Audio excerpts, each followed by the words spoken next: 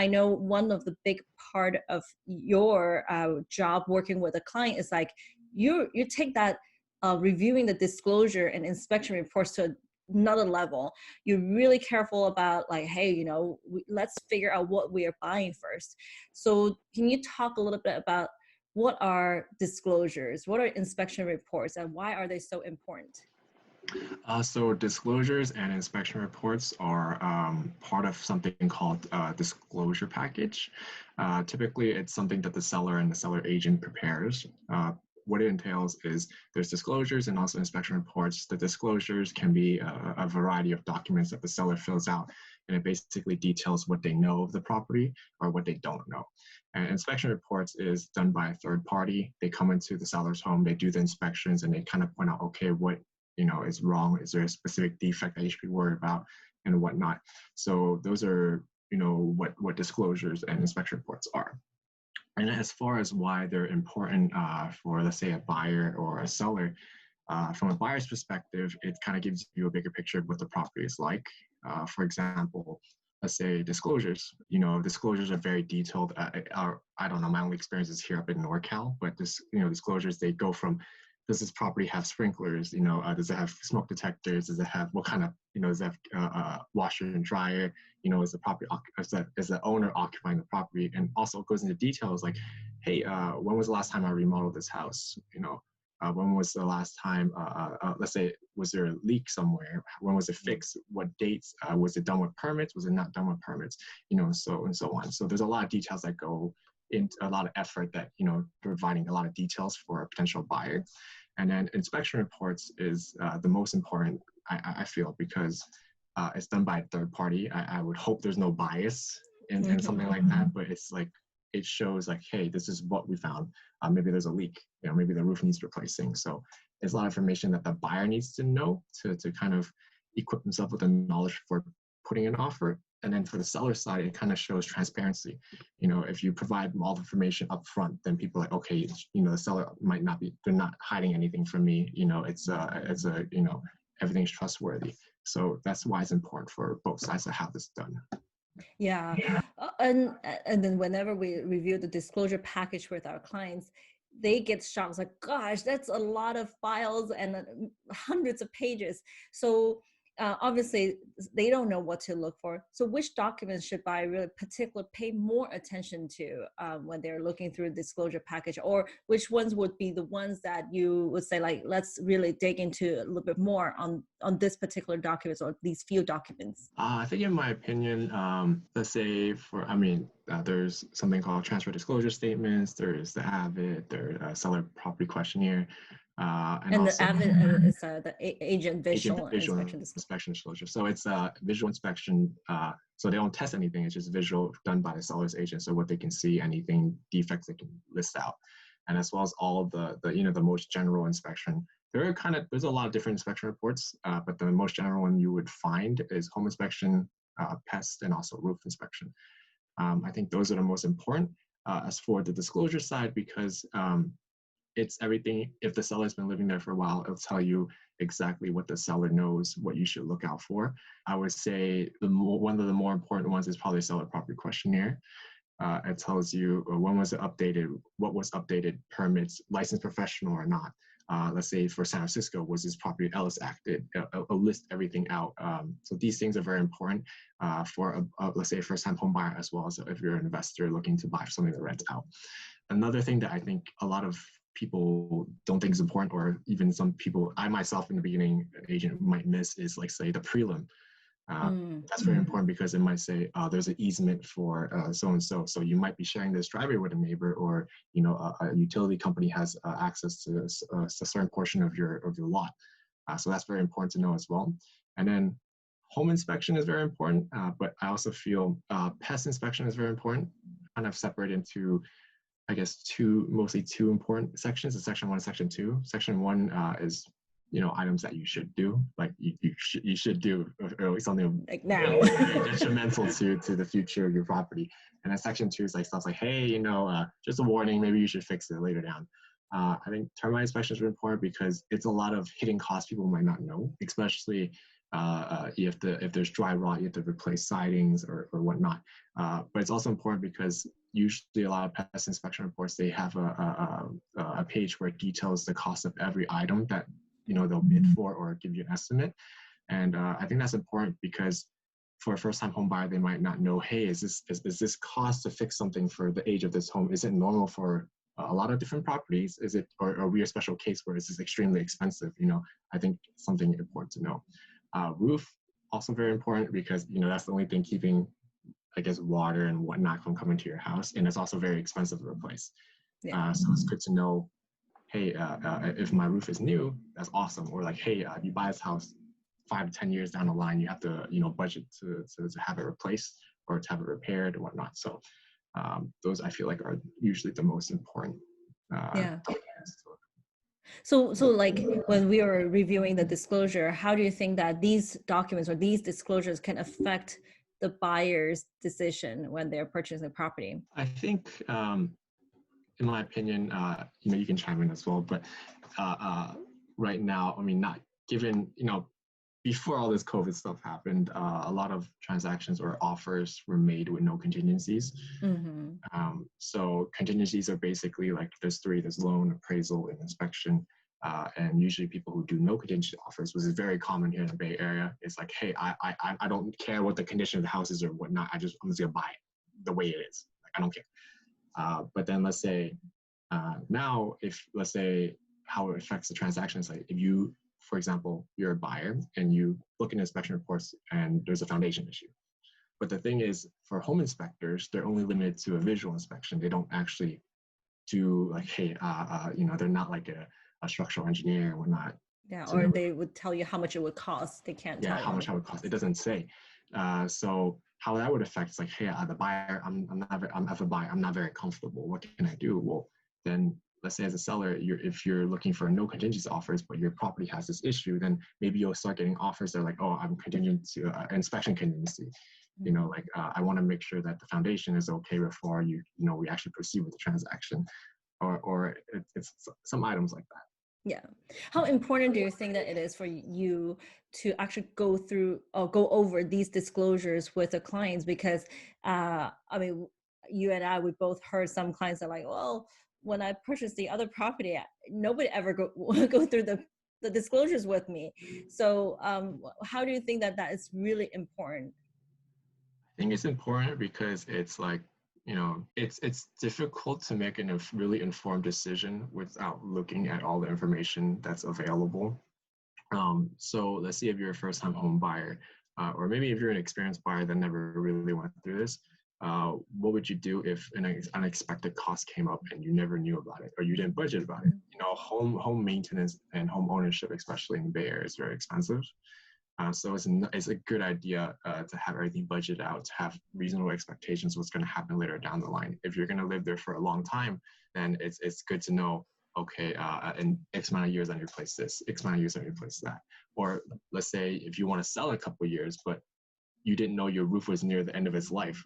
And then when it's your turn to sell it, then that's a huge impact on this. I mean, it could be a huge impact on whether the buyers are going to buy your property now. Yeah. When you go and sell in the market. So I feel like it's very important to know personally, I mean, even anything in my life, to know everything before you make a decision. That's funny because you are I always refer back to this disc profile, and you're such a high C. Basically, you personally have to know everything before you make that decision. And that personality kind of translates to how you take care of your clients. It's like, I want you to know everything before you buy this property. So I think that is why when you go over the disclosures with the clients always get so impressed, like, wow, that's a lot of information you just shared with me. And I would say, like, even if you're a buyer and you might think, oh man, it's so much information, it's such a nuisance, going over it for a few days is better than not knowing anything that might happen to your house, in the future. So, spare a couple, maybe an hour looking over it. It's not going to kill you, it's actually beneficial for you in the long run. So yeah. And unfortunately for buyers, if they are trying to look at these documents themselves, it might take more than an hour, but you always go over the whole disclosure with them on the phone, and sometimes over an hour, just to go over all the disclosure, making sure that they're comfortable before they make that decision and how we structure that offer, right?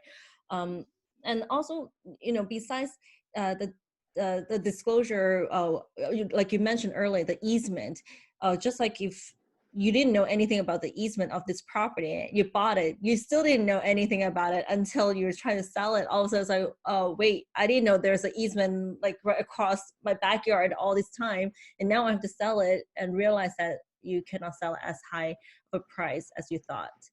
So that's something, that's why it's so important. Now, besides the disclosures, obviously when you ask the listing agent, hey, I want to look at the disclosure package, can you send it over to me? What other questions would you ask the seller's agent? Because especially with you, even though your first 2 years of real estate career, quite a few of your deals actually you got it locked down before the offer deadline, or even maybe off market.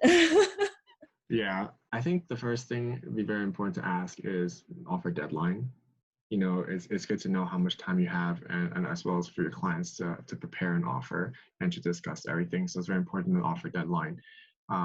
Also, we don't just ask for disclosures just for the information of property.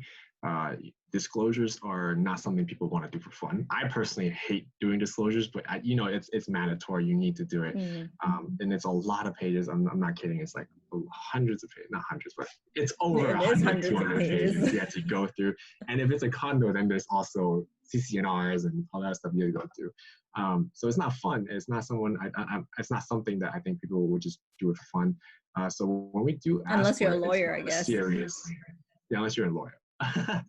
But I guess people only ask for it, or agents, if they're serious about making an offer. And so like what we can do is like ask seller agents how much disclosure is sent out. It kind of gives us an opportunity to gauge the interest of the property.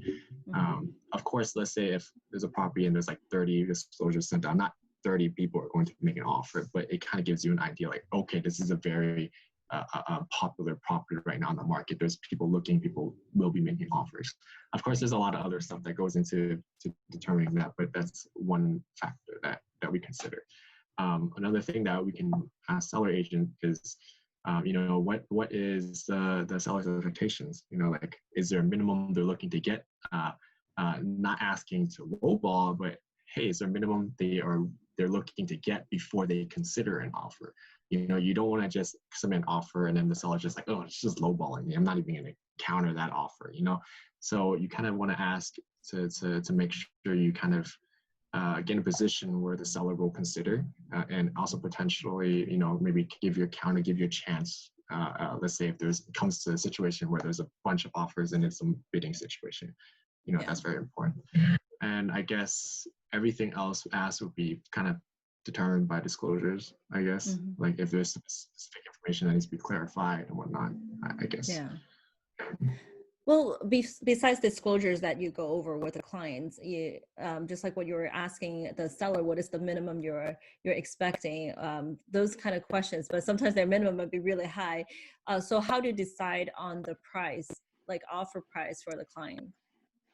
There are times where let's say the seller expectation is very unreasonable.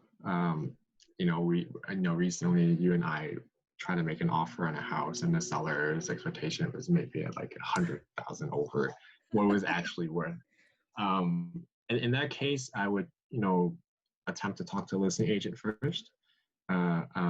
Oftentimes, I guess sellers have an expectation, but it takes time for them to realize, okay, the market's not bringing me that price before they lower it.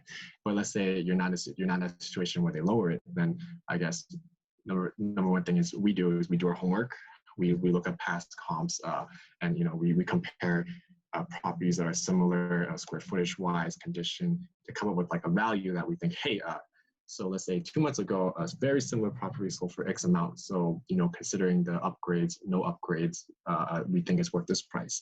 We kind of present that information to the listing agent and see if they're willing to present it to the seller, and kind of just start a conversation to see if you guys can get some middle ground to kind of get the conversation going. Besides doing our homework, also we need to consider, if we look at the inspection disclosure reports, what potential damages or what potential repairs, maintenance items needs to be considered.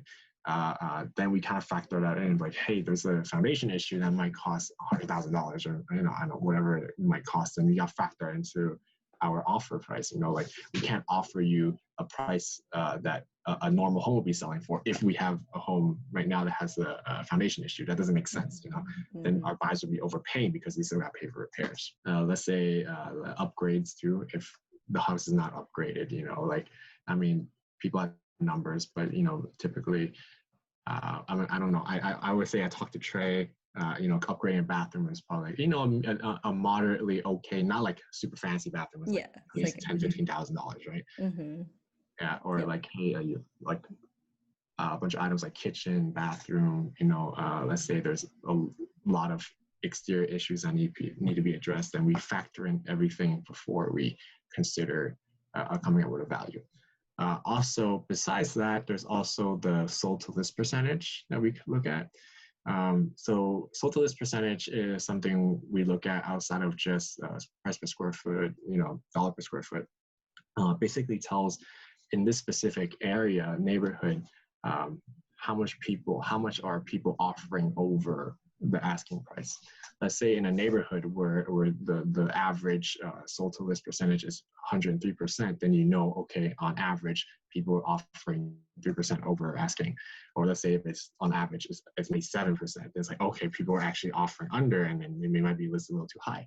And we also look at, days on market, it's listed at this price, went over this price, sold to this percentage, but it was on the market for, let's say, 3 days, then, or maybe it was on the market for 100-something days. And obviously they might have priced it wrong. I mean, there's a lot of factors go into it, but for example, and we also look at the most recent comps. We don't look at anything that's a year. We don't have to. We usually try to find comps that maybe sold in the last 3 months. 6 months is pushing it, but ideally you want something in the past 2-3 months. Then it's the most recent. It kind of shows, okay, this is where the market is heading in terms of offer price, sell price. Yeah, it's like the offer pattern is actually really important, right? So people obviously we do market updates, and we might say like, okay, from this county and this county and this county combined average is like people are making offer at 5% over.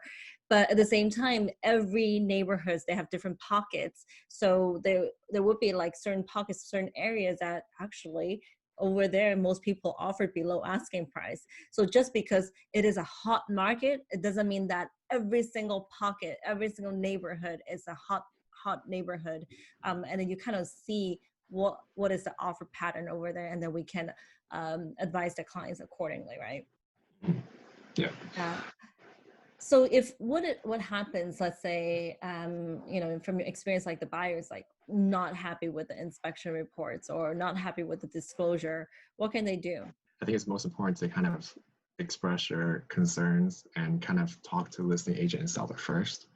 Maybe they can clarify whatever concerns you as a buyer has, because I don't think every agent, every seller is out there to screw someone over. They are trying their best to represent the property. Some owners been in their house for many, many years. They have, their sentimental value. They're not here just like, oh, I'm gonna, not even tell anybody about this stuff. I mean, it's unethical, but not a lot of people are like that. Yeah, and after a while, we kind of could tell. I mean, from our experience, like talking to so many agents, so many listing agents specifically, is that you can kind of tell if they are telling the truth or not, and from different way of asking them questions. Yeah, definitely. And usually in I guess listings that have everything prepared already, once they list it, usually, they're very, very organized. They have everything done. Like those people are agents too. They're like top of the game. They know what they're doing. So they're usually it's more or less reliable. But let's say you're still not, let's say you talk to a seller and a seller's agent and you're still not very comfortable. Then I guess you can put contingencies on your offer. For let's say like the 3 is loan, appraisal, inspection. I think it's very common to get inspection contingency if you're not happy with whatever is in the inspection reports. You can put inspection contingency and then just find a third party on your side to do the inspection for you to double check on something. Maybe there's a foundation issue, like we mentioned earlier. Maybe get someone that's qualified to actually inspect foundation, give you an estimate how much it would cost before you remove that contingency. Or let's say the seller has unreasonable expectation for the offer price. But let's say you could swing it, you're fine. Like you can afford it, but I still think it's important to put appraisal contingency just in case, it doesn't appraise that high. At least, you have something to negotiate back with or whatnot. But I Yeah, guess that's almost. and even sometimes like the market or sometimes the market is really hot and they say like, oh, well, every offer is no contingency anyways. Mhm. But if our buyer is not satisfied with the inspection disclosure report, doesn't mean that we're going to go in with no No, inspection. definitely. I don't think it's right to push buyers to do a no contingency offer, even though that's the norm here in the Bay Area, because ultimately it's not our money that we're spending. It's the we're not even spending the money for them. We're just consulting them to make the decision. So I would say it's client's best interest first, even if they don't care, but let's say there's something that it will affect them later down the line. I think it's still best to bring it up and then have them consider it. At least you brought it up and raise awareness to that concern that you personally have to your clients, and then I mean after that it's really up to them to decide. But at least you did your part into informing them. Absolutely. And that is why we always talk about this too. It's like, I know we have a salesperson license, but then we're really not selling the property. We're consulting our clients to see if this property is the right property for them, the right home for them, right? So that is like truly, why I love working with you is because we are all on the same page. It's like the way we make sure that our clients are being taken care of. That is truly our most important thing in our career right now. Is like give them that chance to really enjoy this property that they are going to buy, they're going to own, so that they can enjoy it and have a good memory. That remembering we're the one who helped them out. I mean, if I didn't do anything that I mentioned before, I don't think I'd be able to sleep at night, to be honest. Yeah. Like I was just like, oh man, like I could have potentially screwed someone over because I didn't do X and Y, like, Exactly. then I would not be able to sleep at night. But exactly. Yeah, but tedious work aside, this is not a very boring, it's pretty fun profession. There's a lot of issues that come up, unexpected issues. Nothing is planned almost every time. There's stuff that pops up, even though it looks perfect, something will pop up and it kind of tests you as a person and your problem solving abilities. But otherwise it's a pretty fun profession, I guess. Yeah, I think I always say in the real estate we're consultant and also problem solver. It's kind of like if there's a transaction that doesn't have issues, you'd be like, what's going on? Did I miss something? So you're always kind of really ready to solve a problem. We don't. When I first started 15 years ago, and every time there's a problem, I will report back to the client right away. And then later I realized it's like, no, I think I should solve it first before I bring it to the client. Unless I cannot solve it somehow, then I probably would share it with the client. But yeah, our profession is actually acting as a problem solver.